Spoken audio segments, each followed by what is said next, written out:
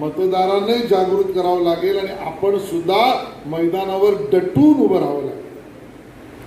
थोडी जरी चूक आपण केली, पराभव तर होणार नाही आपल्या उमेदवाराचा, पण आपल्या हातातून आपला बूथ, आपली यादी, आपला गट, आपला पट, आपली गल्ली निसटून जाईल आणि हे आपल्याला होऊ द्यायचं नाही. महायुतीचा विजय याचा अर्थ विकसित भारताचं स्वप्न पूर्ण करण्याचा विजय आहे.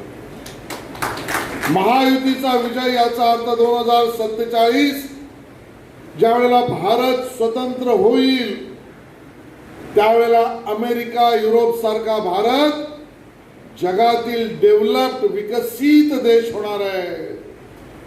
चा विजय याचा अर्थ या देशातील सामान्य युवकाला त्या ठिकाणी रोजगार आणि रोजगार निर्मिती, मी दोन्ही गोष्टी म्हणतोय, रोजगार पण आणि रोजगार निर्मिती या दोन्हीची त्या ठिकाणी आवश्यक संसाधनं आपल्या शहरातच मिळणार आहे.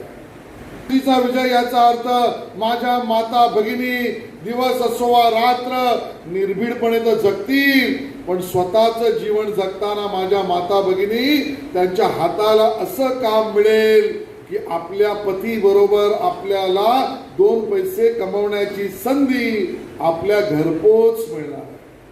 महायुति की घोषणा हुई है और सामने आप युति का धर्म मैं संभालूंगा, राजधर्म मैं संभालूंगा और बेटा उबाटा से अगर चुनाव लड़ता है तो उसके खिलाफ मैं प्रचार करके मेरा जो उम्मीदवार पार्टी देंगे उसके लिए मैं प्रचार करता रहूँ.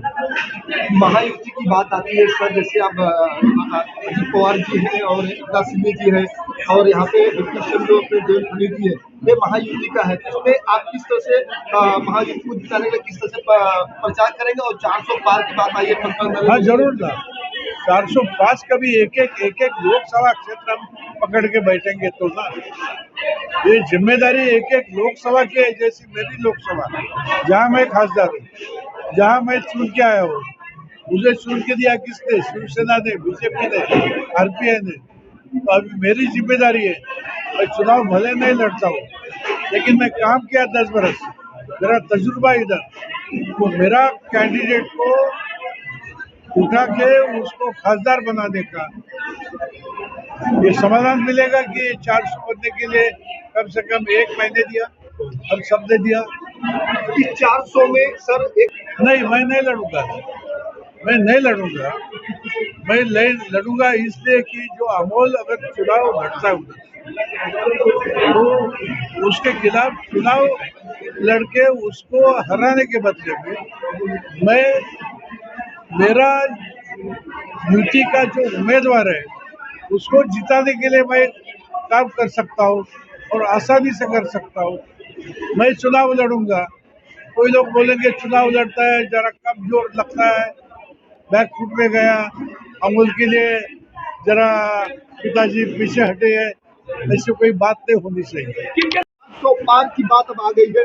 क्या इस 400 पार में ऐसे उत्तर पश्चिम में जो भी हमें उम्मीदवार मिलेगा, हम गजा भाऊ कीर्तिकर के नेतृत्व में डिडोसी विधानसभा में हम उसको जिताकर लाने का काम, बहुमत से जिताने का काम हम सब लोग मिलकर यहाँ करेंगे. वो शिवसेना होगी, शिंदे साहब की शिवसेना, वो राष्ट्रवादी होगी अजित पवार जी की, वो भारतीय जनता पार्टी होगी, वो आठवले जी की आरपीआई होगी.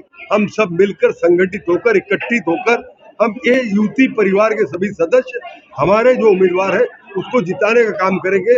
और आप लोग जो क्वेश्चन बार बार कर रहे हैं गजा भाऊ से, गजा भाऊ चुनाव नहीं लड़ना चाहते क्योंकि अमोल कीर्तिकर लड़ रहे हैं, मैसेज समाज में रॉन्ग जाएगा, इसलिए वो अपनी उम्मीदवारी उन्होंने पीछे ले ली है. और उन्होंने अमोल कीर्तिकर से ये कहा था कि आप उसको छोड़कर आप इस तरफ आइए, शिंदे साहब की सेना में, जो धनुष बाण की जो सही सेना है, जो बाला साहब ठाकरे की सेना है, उसमें आप आइए और आपको मैं उम्मीदवारी दिलाता हूँ और आपको यहाँ से चुनाव लड़ाता हूँ. लेकिन वो नहीं माने, इसलिए कीर्तिकर साहब उनके खिलाफ में प्रचार करने के लिए अब मैदान में उतरे. लोकसभा चुनाव में आगामी परिणाम कुछ सारा युति परिवार एक साथ मिलकर हम एक परिवार बनकर अपने उम्मीदवार को जिताने का काम करेंगे।